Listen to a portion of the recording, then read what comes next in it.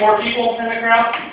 It's Michigan. You should all be clapping. Yeah, so I grew up pretty much poor as fuck. I grew up Gilligan's Island poor. It's, no phones, no lights, no motor cars, not a single luxury. One luxury we didn't have was hot water. So we would have to cook it on the stove before we poured it into the bathtub. Part of an 8-year-old bathing routine should not include burn cream. Growing up, we celebrated all the Christian holidays. We're Christian. It's a Christian country, but we celebrated them a little differently. We celebrated, the religious aspects, but when it came to Easter, we didn't have Easter baskets. We didn't have things like this.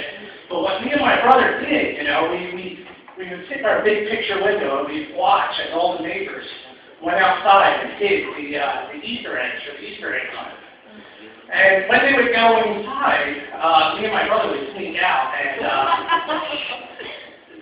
we would sneak out, and what we would do is we would, given that we had watched the whole situation, we would steal the eggs back. But instead of just, stealing the eggs, running back home, eating the salty or sweet treats, we'd put little notes back and leave it for the kids. So they would come out and, they'd open it up and, little Johnny and Jill would be like, oh my God, what's that? Oh, Jesus died for your sins, not chocolate, you little fucker. So that was Easter, it's all cool. Easter is not really a major commercial holiday, but Christmas, that's where it really hit. Everybody else is taking gifts. So Johnny got a new bike, Jamie got a new Nintendo 64, but us, we would go to sleep the night before. And we'd wake up Christmas morning and our room would be devoid of all toys. There would be not a single toy that was there the night before. But when we went to the living room, underneath the Christmas tree, there was not a box-shaped wrapped gift. Everything was oblong and just wrapped totally fucked up. So we thought one of two things happened. Either Santa came there and robbed us in the middle of the night, or our moms and cheap fucking just re-wrapped gifts we already had. But another thing about my mom, and another thing about growing up in our house is my mom was kind of a religious fanatic. Holy water touches the sin and they burn type of religious fanatic. So she would take in people from our church, even though we were living, week to week. And so we would go out, we would sleep over friends' houses and things like that. And when we would come home, all of our shit would be in disarray. And instead of thinking that, it was goodwill towards men or that my mom was doing this service to the community, no, I rationalized in my 10-year-old mind that it was ghosts.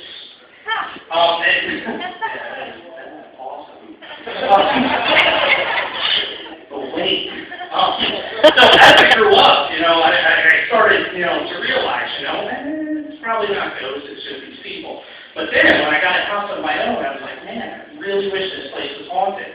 If this place was haunted, I would go out of my fucking way to totally creep and discuss these ghosts out.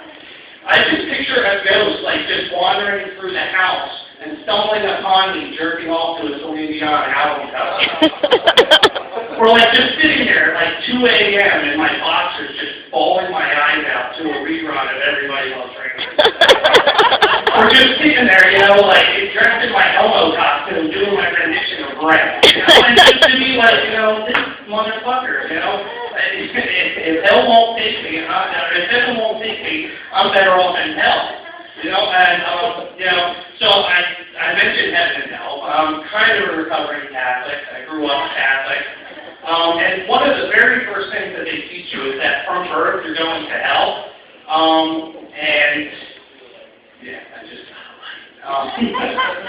So apparently I'm going to hell.